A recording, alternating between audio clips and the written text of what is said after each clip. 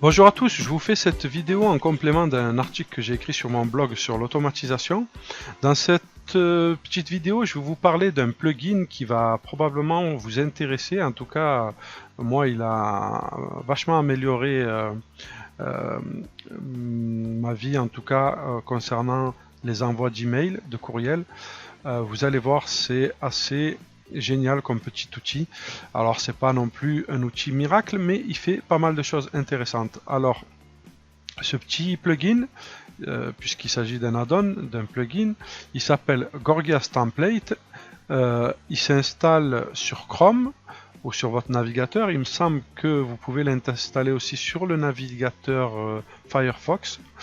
Je ne sais pas pour les autres navigateurs.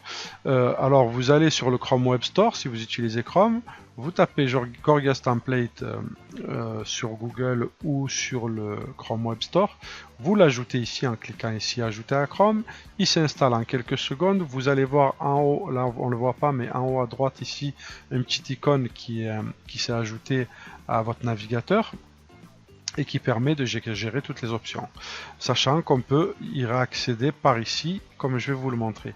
Donc là on est sur l'interface de la boîte Gmail, puisque je fais la démonstration depuis une boîte Gmail qui n'est pas ma boîte professionnelle mais plutôt la boîte de l'adresse rattachée au blog.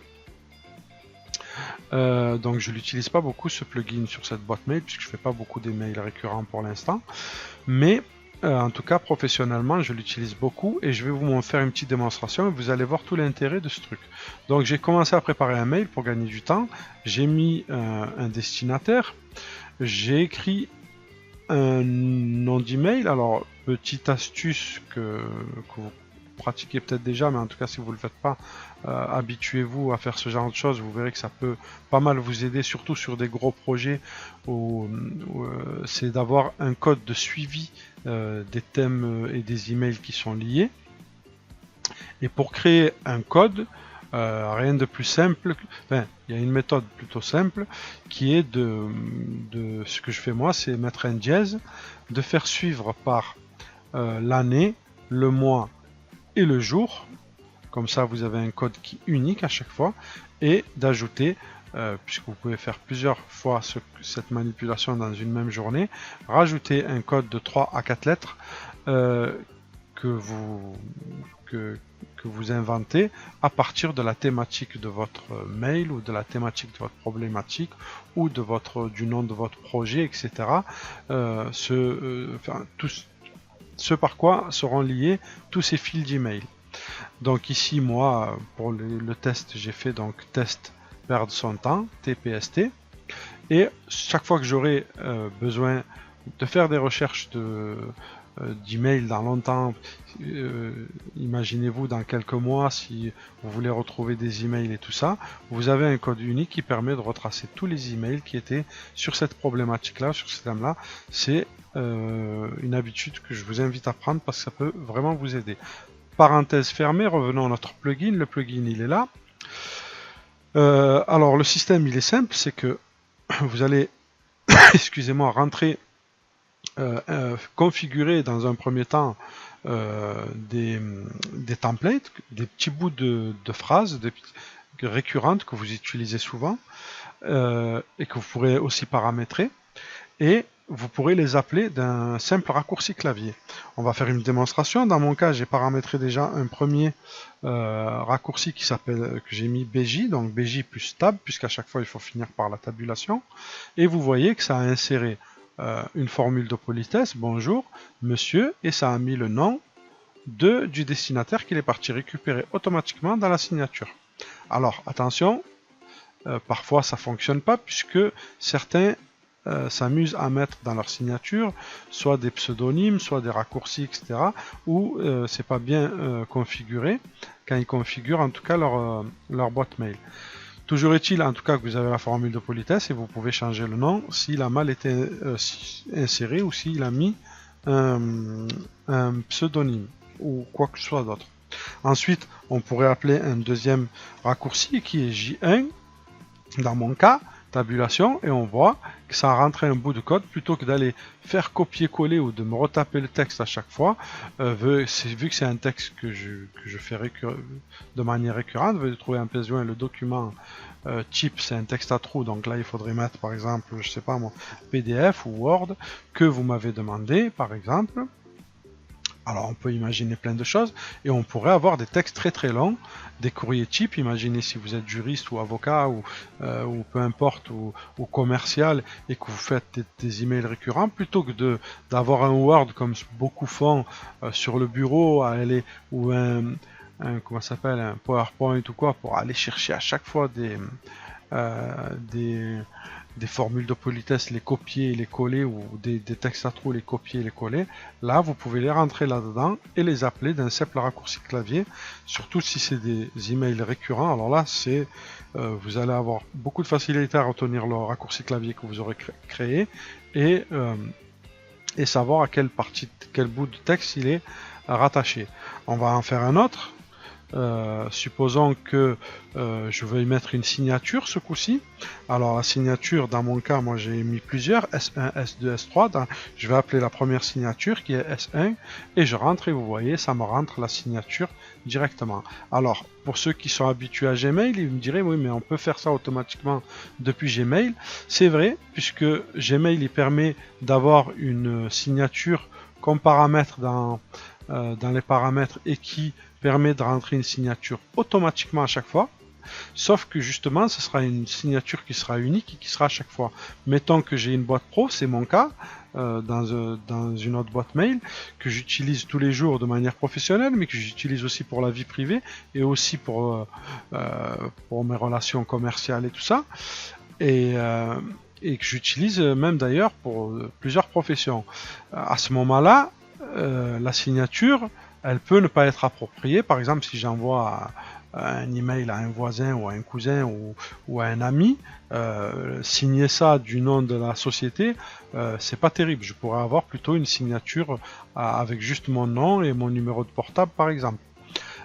Et de ce fait, je pourrais avoir comme ça 4 ou 5 signatures que j'appelle d'un raccourci clavier. Je vous rappelle donc S1, Tab, et boum, ça rentre le texte en entier. Imaginez donc le potentiel de ce petit plugin. Je vous laisse imaginer. Bon, là j'ai fait ça, la démonstration avec un texte court, mais imaginez que ce soit des formules beaucoup plus imposantes. Vous voyez que c'est pas la peine. Enfin, ça peut faire gagner pas mal de clics, pas mal de manipulations. Je vous montre rapidement comment aussi il fonctionne. Alors on clique là, on va sur New Template, ça ouvre une fenêtre. On va se passer de ça pour l'instant. Là, vous arrivez sur la liste de tous vos templates. Bon, là, il n'y en a pas beaucoup, comme je vous dis, sur cette boîte mail. C'est une boîte de démonstration, mais c'est pas la boîte mail que j'utilise de manière professionnelle avec ce template, avec ce plugin, pardon. Donc là, on crée de manière simple. Il suffit de taper New Template, vous donnez un titre à votre template. Vous pouvez par exemple s'appeler signature numéro 1 ou formule de politesse par exemple. Formule de politesse numéro 1, etc. Si c'est une formule de politesse, on pourrait imaginer que le raccourci ce soit FP1 par exemple, parce que vous pourriez en avoir plusieurs. Et vous rentrez votre formule de politesse, je vous prie d'agréer, etc. etc. Bon, vous aurez compris.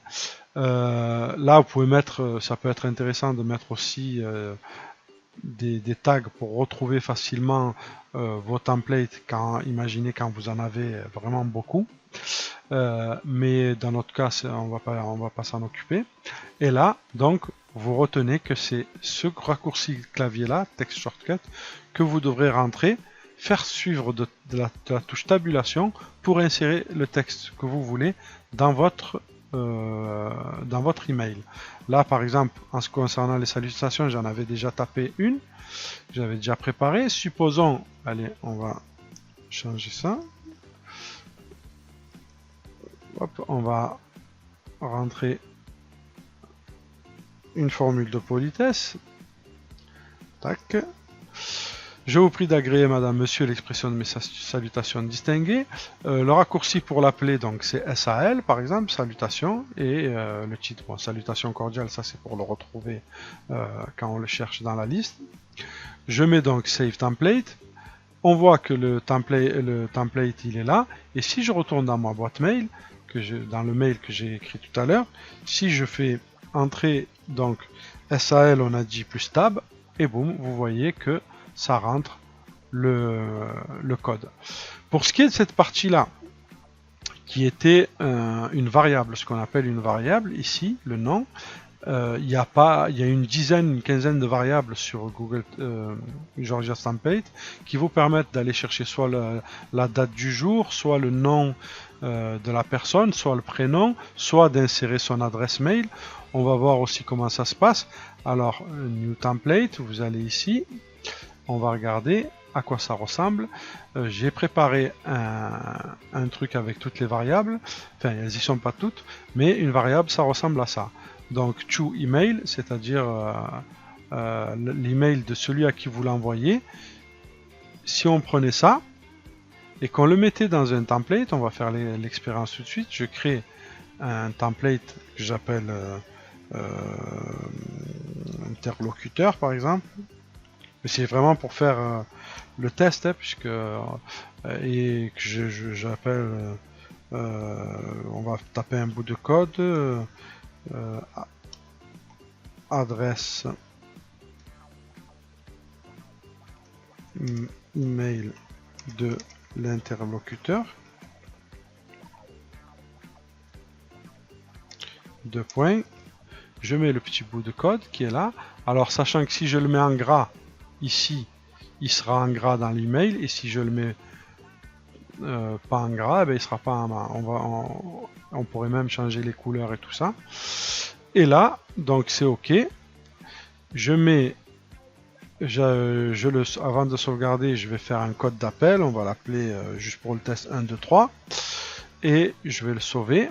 Et je vais aller donc dans mon mail. Et si je tape ici pour tester mon fameux raccourci 1, 2, 3, on voit que il a tapé adresse email et il a récupéré grâce à la variable l'email de la personne à qui j'avais envoyé. Et ça, imaginez quand vous envoyez des emails à toute une liste, puisque vous pouvez envoyer aussi l'adresse, les adresses insérer aussi les adresses des pièces des personnes qui sont mises en copie. Imaginez que vous envoyez un mail à plusieurs personnes. À chaque fois, pour la personne, ça va rentrer par exemple son adresse mail.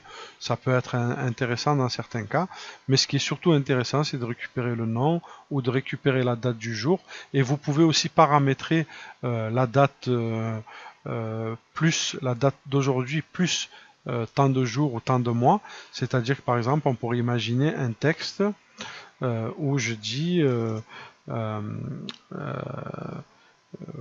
merci de me répondre, par exemple, merci de me répondre avant le, et vous mettez la date et vous paramétrez, si c'est un template, à chaque fois vous voulez que la personne elle vous réponde avant d'ici 3 jours, vous allez marquer, donc vous allez prendre à ce moment-là une variable qui est ici et qui permet en fait de rajouter donc la date plus 7 days, c'est jours, et le format dans lequel va être écrit cette date.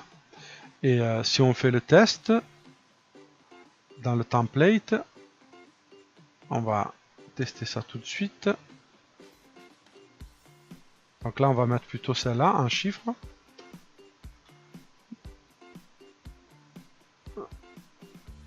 Donc on va rentrer ça dans un template, on va mettre nouveau template, on va mettre test répondez-moi, ou plutôt merci de m'envoyer votre réponse ou votre, on pourrait imaginer pas mal de choses avant le, et on rentre notre date, et notre date on veut qu'elle soit non pas -7 mais plus plus 3 dans 3 jours par exemple, d'ici 3 jours. Donc date plus 3 days et le format, et on fait save template. Alors on va bien sûr rentrer date limite, je sais pas, j'invente là parce que c'est vraiment pour la démonstration, et on va mettre date DL par exemple pour date limite. Save template, on retourne sur notre template, et ici je vais donc taper DL tab, et voilà. Merci de m'envoyer votre réponse avant le 14 février 2018. C'est bien dans 3 jours, puisque au moment où je vous écris, je vous fais cette vidéo, on est le 11 février. Voilà, j'espère que vous aurez pu, à travers cette petite vidéo, qui j'espère n'a pas été trop maladroite, juger du potentiel en tout cas de ce petit plugin, et du temps que ça peut vous faire gagner à terme, les nombreuses minutes et secondes que ça peut vous grappiller par-ci par-là, et vous cumulez ça, et vous verrez que ça peut vous faire gagner énormément de temps dans une semaine, surtout si vous faites beaucoup d'emails, et surtout des emails. C'est intéressant quand on a des emails récurrents.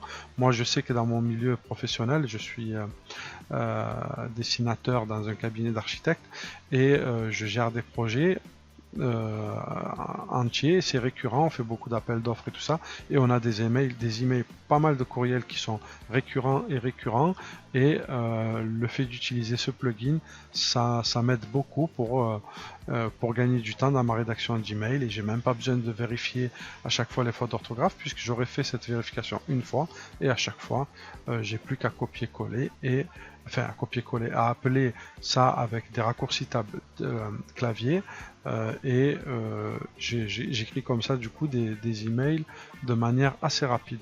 Voilà, rappelez-vous donc de ce petit plugin précieux, Gorgias Template, et j'espère vous retrouver bientôt pour d'autres petites vidéos où je vous ferai repartager d'autres outils d'automatisation que j'utilise par-ci par-là, puis d'autres choses intéressantes, et n'hésitez pas donc à me faire vos commentaires en dessous de la vidéo, et poser vos questions éventuellement. Je vous mettrai aussi le lien en dessous de la vidéo vers l'article du blog où je parlais d'automatisation. Je vous dis à très bientôt, et merci si vous avez tenu jusqu'ici. Au revoir.